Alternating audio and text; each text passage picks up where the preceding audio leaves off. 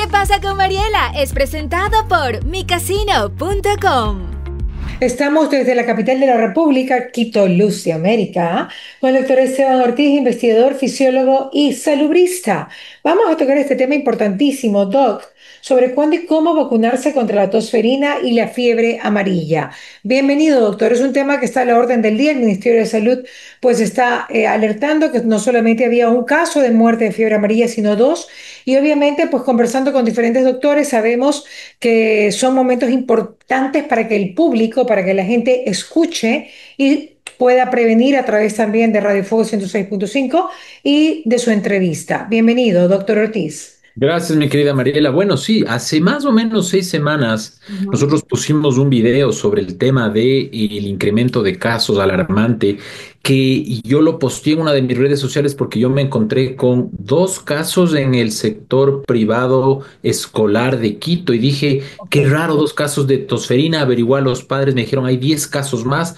Puse un video, tuvo su impacto en aquel entonces, pero parece que no se dio mucho seguimiento hasta hace un par de días en donde el municipio de Quito detectó un nuevo caso Ok. y saca un comunicado dentro de sus escuelas municipales. Entonces, en ese contexto, vemos que hay un brote y un repunte de casos que ya en lo que vamos del año 4 meses hemos superado con más del 52% todos los casos del 2024. Es decir, tenemos el doble de casos ya en 4 meses nada más. Entonces, se podría esperar, se podría asumir que va a haber muchos casos más durante este año. Esperemos que no, pero se lo puede asumir. Una de las características principales es obviamente de esta enfermedad es el tema de la alta mortalidad que hemos visto. 10 fallecidos en lo que va del año, mi querida Mariela, y eso es importante recalcar, ¿no? ¿Por qué es la alta mortalidad de la tosferina, doctor? ¿A qué se A debe? ver, hay 10 pacientes fallecidos, de estos 4 son niños menores de 1 año. Ok. No se sabe exactamente cuántos meses estos 4 niños fallecidos, pero se puede asumir que son niños que están en los primeros meses de nacimiento y que todavía no logran completar el esquema de vacunas, que acordémonos es a los 2, 4 y 6 meses para la tosferina, al año y medio después, es decir, a los 18 meses, es decir, un año después de la última dosis de la pentavalente. Ujú. Y obviamente estos casos son niños susceptibles. Primero porque en el Ecuador lamentablemente no vacunamos a mujeres embarazadas con DATP. DATP significa la vacuna contra la difteria, tétanos y pertusis, pero la pertusis acelular, es decir, la que sí se le puede dar a la mujer embarazada. No, Entonces, en ese a ver, caso, vamos ujú, poniéndonos de acuerdo. La pentavalente es la que usted decía que es el esquema de vacunación de los 2 meses, 4 meses, 6 meses de refuerzo, ¿cierto? Esa es la pentavalente que se le pone a los niños. correcto. A ti y a mí, Mariela, como tú eres joven como yo y seguramente Cita, tenemos unas cuantas décadas, nos pusieron a nosotros todas.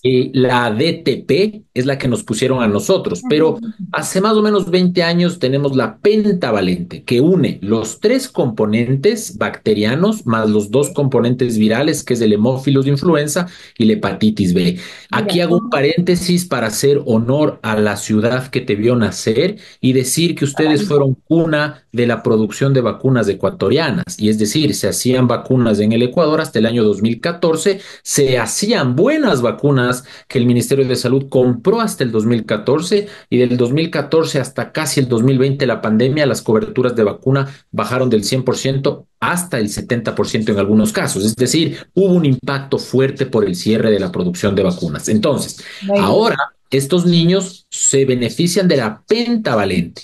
La pentavalente incluye a la tosferina, obviamente. Entonces, Pero ya esto no se hacen vacunas acá en el Ecuador. lamentablemente Qué ya no pena, se porque hacen. ese programa era espectacular, ¿no? Era espectacular. Fuimos del país número uno en la región que hizo BCG de la mano del doctor Pablo Arturo Suárez. Hoy somos tal vez el único país que no produce ni vacunas ¿Por qué antirrábicas razón para perros. quitaron, y por qué razón quitaron pues esta producción de vacunas? Bueno, ese es un tema interesante, político, lo he descrito en varios papers, en varios libros, pero básicamente el resumen es que el Ministerio de Salud siempre compró las vacunas de Lisquieta Pérez. En el 2012, Lisquieta Pérez se transforma en INSPI y en ARCSA. y queda botado la producción de vacunas. Entonces, un año después se Mm, dice que la producción de vacunas pase a Enfarma EP, una empresa pública que se creó, nació en el 2009 y murió en el 2016. Entonces, en ese momento nos pasan las competencias de Enfarma, donde yo fui gerente de investigación, por eso lo conozco, ok, y el Ministerio de Salud decide que ya no quiere comprar las vacunas que Enfarma vende. Esas vacunas no las hacía Enfarma, las hacía el mismo Izquieta Pérez en el mismo lugar, con las mismas personas, solo cambió de nombre. ¿Por qué ok, no las quiso comprar? Porque hubo rivalidad política entre la gerencia de Enfarma y el Ministerio de Salud. Una ya. vez que hubo eso, pues obviamente el Ministerio de Salud dijo, le voy a poner una inspección de buenas prácticas de manufactura. Y claro, la buena práctica de manufactura viene de la mano de cumplir con ciertos estándares de calidad que cumplían estas vacunas. Total, Pero habían cosas que no se podían salvar. Por ejemplo, los techos tenían que tener 4 metros de alto y eso no se podía hacer simplemente porque la estructura era vieja. Entonces, a pesar de que era vieja, cumplía con los procesos y por eso es que todos los lotes liberados por el MSP hasta el 2013 fueron comprados ahí. Pero vino la inspección y dijeron hay que cerrar la planta de producción. De paso, cerremos la planta de producción de suero antiofídico y el Ministerio de Salud dijo, bueno, ahora ya no compro vacunas hechas en el Ecuador, voy a tener que importarlas. Ahí se hizo la famosa cambio de la matriz productiva, pero al revés. Entonces, en vez de comprar lo nuestro, empezamos a importar y pues obviamente ahora es qué historia. costo, Entonces, claro. Bueno, es una de las mayores críticas que se le hace al gobierno de esa época, ¿no? La Revolución Ciudadana, el sí, o haber... sea, son cosas que a mí no me gusta meterme en la política, pero No independientemente se de la haga, postura doctor, que que uno usted tome, sí se mete, no se haga, que yo lo veo por ahí. con las opiniones uno Pero puede en dar todo su caso es una de opinión. las mayores críticas porque realmente pues el Izquieta Pérez era muy eficiente y efectivo, ¿no? Totalmente, totalmente. Y el tema es que se compraron equipos, ¿no? 5 millones de dólares en equipos quedaron botados y deben estar por ahí pudriéndose, o alguien ya se debe haber llevado. El Ministerio de Salud no le dio el terreno que le tenía que dar al Ministerio de Salud, a Infarme. Entonces fue un tema, para mí muy doloroso, porque o sea, yo soy pro vacunas y pro Ecuador, entonces Claro.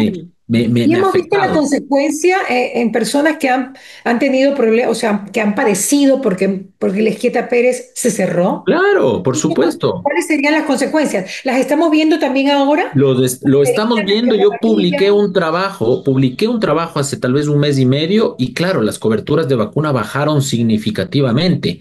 Se recuperaron en el 2023, pero lo que estamos viviendo ahora de tosferina, mira tú, 2014, 2015, 2016, 2017 y tal vez 2018 las coberturas fueron inferiores al 80%. Eso quiere decir que 20% de esos niños que nacieron 2014, 15, 16, 17, que hoy tal vez tienen entre 7 a 11 años, no se lograron vacunar. 20% de esos niños. Entonces, ¿qué quiere decir eso? Que la tosferina que vemos ahora puede ser en parte por este hueco inmunológico que dejamos en la población. Entonces, se empezó a recuperar recién en el 2023. Logramos llegar a coberturas superiores al 95 o al 100%, pero pues ya teníamos esos niños y los casos que yo encontré en Quito eran niños de 10, 11 años, justamente la edad en la que pues podría coincidir, ¿no? Nuevamente digo, es difícil decir uno es el culpable o Ahora, no, tengo pero entendido esa es una causa. perdón, tengo entendido que el porcentaje subió por la migración,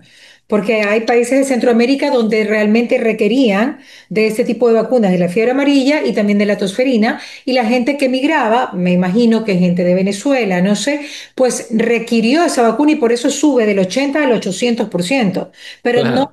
no por el Ecuador como tal, porque el Ecuador como tal ya había tenido ese hueco desde el 2014 y se siguió acrecentando con la pandemia y pues obviamente con los antivacunas y tal, ¿no? Y ahora estamos viviendo las consecuencias. 2014, 2020, antivacunas.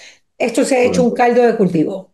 Totalmente. Y claro, el problema también es que, por ejemplo, en mi caso particular, uno de mis hijos, cuando yo estuve en Inglaterra, y no le pudimos vacunar en el Ecuador porque estábamos fuera del país un año. Entonces, ahora que le quise poner el refuerzo, me dicen ya no tiene la edad, es decir, ya pasó la edad. Entonces, hay que ponerle la vacuna en el sector privado. yo no tengo ningún problema en ponerle la vacuna en el sector privado. Me parece que el precio es módico, entre 20 a 40 dólares de esta vacuna en específico, pero habrá otras poblaciones que no Obvio. podrán beneficiarse de esta vacuna. Entonces, sé de buena fuente que el Ministerio de Salud está queriendo traer estas vacunas, la de la Pertussi o la tosferina acelular, para poner a adultos de cualquier edad y mujeres embarazadas y a niños que no alcanzaron a vacunarse, porque en el Ecuador, si usted tiene un niño, tiene 5 dosis de vacuna contra la tosferina, a los 2, 4, 6 meses, a los 18 meses y a los 5 años. Y de ahí nunca más puede vacunarse. Entonces, ¿cuál es lo que se está buscando? Es que el Ministerio de Salud incluya a las madres embarazadas, al menos dentro de la vacunación con esta vacuna celular, y de esta forma reduzcamos la muerte de esos niños que no alcanzan todavía a vacunarse y que vemos que son la mayoría de los muertos entre el nacimiento y los 2 a 4 meses, cuando todavía no alcanzan a cumplir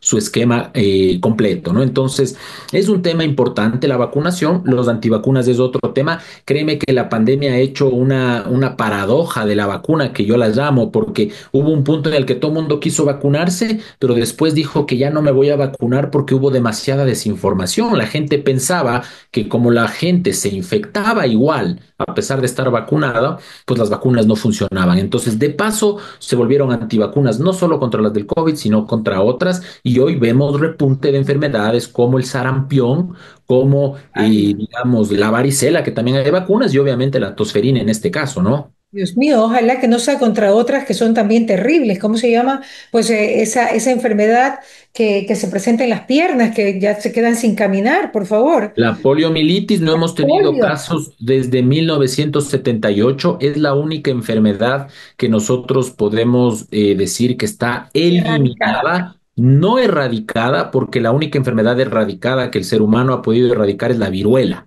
Después de la viruela viene la polio, pero todavía tenemos casos de polio salvaje en Afganistán, en países en Medio Así, Oriente. En así el que cuidado que a la gente, alguna mamá no se le ocurra vacunar contra la polio, porque no está. Encontramos inclusive, hay estudios, me parece, que hechos por un buen colega, el Paul Cárdenas, me contaba que habían encontrado en el río Machángara trazas virales del virus de la polio. Pero claro, esto de aquí puede deberse a que la vacuna también se elimina, o sea, digamos que el material genético de la polio se elimina también por las